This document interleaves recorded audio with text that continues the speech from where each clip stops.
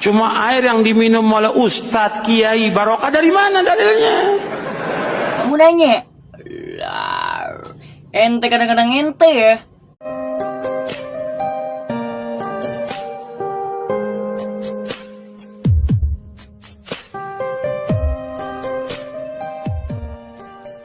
Assalamualaikum warahmatullahi wabarakatuh. Salah satu Ustadz Wahabi, yaitu Ustadz Yazid Jawas, menggugat air barokah dari ulama atau dari kiai.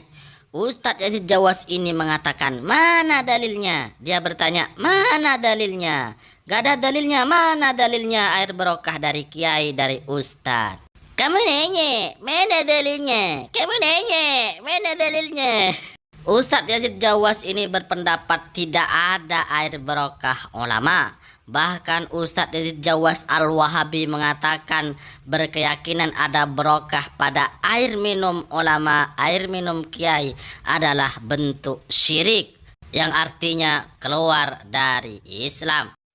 Baiklah, karena Ustadz Yazid Jawas bertanya mana dalilnya, mari kita tampilkan dalil-dalil tentang tabarruk dengan orang soleh.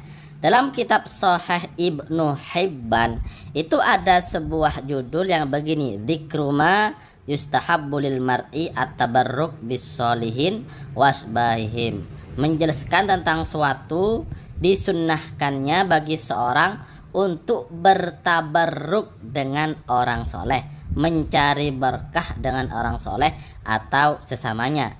Lalu di bawah judul ini ada sebuah hadis yang menjelaskan tentang Rasulullah Sallallahu Alaihi Wasallam memberikan air berkah kepada para sahabat. Bunyinya langsung saya baca intinya. Qala fada'a Rasulullah Sallallahu Alaihi Wasallam. Lalu Rasulullah memanggil, maksudnya memanggil Abu Musa al-Asy'ari dan sahabat Bilal ya. Biqadahin fihi ma'un, dengan membawa gelas di mana di dalam gelas tersebut atau wadah tersebut ada airnya. Tsumma qala lahuma, kemudian Rasulullah berkata kepada keduanya, sahabat Bilal dan sahabat Abu Musa, isyraba minhu wa afriwa ala wujuhikuma au nuhurikuma. Minumlah kalian dari wadah tersebut dan tuangkanlah ke wajah-wajah kalian atau leher-leher kalian. Fa akhadha al-qadaha, maka sahabat Bilal dan sahabat Abu Musa mengambil wadah tersebut. Fa fa'ala, lalu melakukan apa yang diperintah oleh Rasulullah sallallahu alaihi wasallam. Hadis ini sanadnya sahih dan menunjukkan bahwa air berkah itu ada.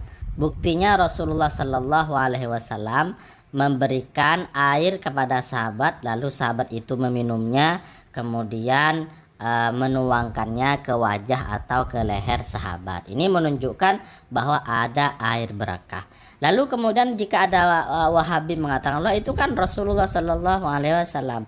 Nah, ulama-ulama kita, ulama Ahlus Sunnah wal Jamaah seperti ulama ahli hadis Imam Ibnu Hibban itu menyamakan antara Rasulullah dengan orang soleh. Buktinya di sini Al-Imam Ibnu Hibban membuat judul yustahabbu lil mar'i at-tabarruk bis solihin, disunnahkan mencari berkah kepada orang-orang soleh. Jelas di sini beliau ulama ahli hadis menyamakan Rasulullah atau menyamakan orang soleh dengan Rasulullah.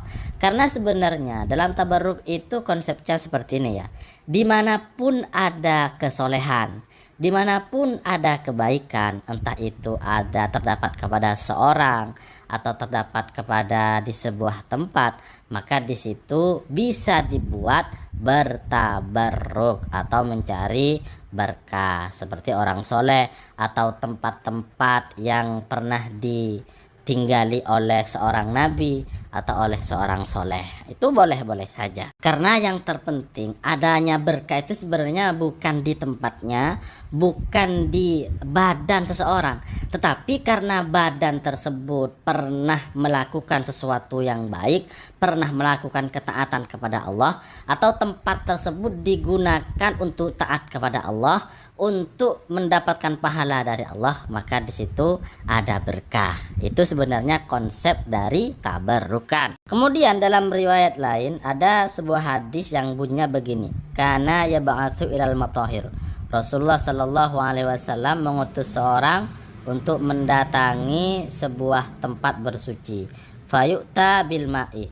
Kemudian Nabi didatangkan kepada Nabi dengan air. Maksudnya seseorang tadi itu datang kepada Nabi membawa air dari tempat bersucinya orang-orang Islam. Fayashrabuhu. Maka kemudian Rasulullah meminum air tersebut. Yarju bihi barakata aidil muslimin. Rasulullah berharap berkah dari tangan-tangan orang Islam. Ini bukti bahwa sebenarnya berkah itu tidak hanya ada pada Rasulullah Sallallahu Alaihi Wasallam, tapi juga ada pada umat Islam yang melakukan kebaikan, yang melakukan ketaatan seperti bersuci. Nah, di sini buktinya Rasulullah Shallallahu Alaihi Wasallam mengambil berkah dari air bersucinya umat Islam. Ini buktinya. Hadis ini hadis sahih dan menunjukkan bahwa boleh mencari berkah kepada orang-orang soleh. Kemudian hujjah atau dalil berikutnya adalah hadis yang diriwayatkan oleh Imam Bukhari dan Imam Muslim. Artinya ini hadis muttafaq alaih. Hadis ini bisa teman-teman baca dan bisa teman-teman artikan. Intinya begini, bahwa ketika Rasulullah SAW berada di perang Tabuk dan menempati sebuah tempat yang dimana tempat ini dulunya adalah tempat kaum Samud, maka Nabi Muhammad SAW melarang para sahabat untuk minum air dari sumur kaum Samud, kaum yang kafir kepada Allah. Dan sebaliknya Rasulullah SAW memerintah para sahabat untuk minum di sumur yang pernah didatangi oleh untanya Nabi Saleh. Maka di sini bisa kita pahami bahwa sumur yang pernah didatangi oleh hewan, yang mana hewannya ini milik orang yang baik, milik orang yang soleh seperti Nabi Soleh, Nabi ini utusan Allah. Nah, itu ada berkahnya sehingga Rasulullah memerintah sahabat untuk minum di situ dan melarang para sahabat untuk minum di sumurnya orang yang jahat, orang yang kafir seperti kaum Samud. Maka nggak heran jika kita membaca kitab ulama ahli hadis, misalnya kitab Imam An-Nawawi yang mensyarahi kitab Imam Muslim, Sahih Muslim. Maka di sini dijelaskan bahwa hadis yang tadi itu tentang Nabi Muhammad melarang sahabat untuk minum di sumurnya kaum Samud, itu ada beberapa pelajaran. Di antaranya wa minha mujanabatu abarid zalimin. Kata Imam An-Nawawi, hadis ini menunjukkan di antaranya kita diperintahkan untuk menjauhi sumur-sumur dari orang zalim. Kemudian wat tabarruk bi abaris solihin. Kita diperintah untuk mencari barokah dengan sumur-sumur orang soleh. Ini pendapat dari Imam An-Nawawi, salah satu ulama ahli hadis. Kemudian biar lebih lengkap, saya tampilkan juga pendapat dari Al-Hafidh Ibnu Hajar Al-Asqalani, salah satu ulama ahli hadis yang mengarang kitab Fathul Bari. Dan penjelasan ini terdapat dalam kitab Fathul Bari. Jadi dalam kitab Sahih Bukhari itu dijelaskan ada sebuah riwayat begini, bahwa salah satu sahabat Rasulullah itu meminta kepada Rasulullah untuk sholat di rumahnya. Kenapa demikian? Karena ketika Rasulullah sholat di rumahnya, maka sahabat ini berkeinginan untuk menjadikan tempat sholat Rasulullah itu sebagai tempat dia sholat. Maka kemudian bagaimana komentar dari ulama ahli hadis seperti Imam Ibnu Hajar Al-Asqalani? Maka beliau menulis dalam kitab Fathul Bari, fahuwa hujjatun fit tabarruki bi atharis solihin. Maka hadis tersebut adalah hujjah atau dalil bolehnya tabarruk, mencari berkah dengan atharis solihin, dengan bekas-bekas dari orang-orang soleh. Ini bukan pendapat saya, tapi ini pendapat ulama ahli hadis, hafal hadis, bukan hanya peneliti seperti Syekh Albani ya. Ini betul-betul hafal, betul-betul alim, yaitu Al-Imam Al-Hafidz Ibnu Hajar Al-Asqalani. Oke, terima kasih. Mudah-mudahan bermanfaat. Assalamualaikum warahmatullahi wabarakatuh.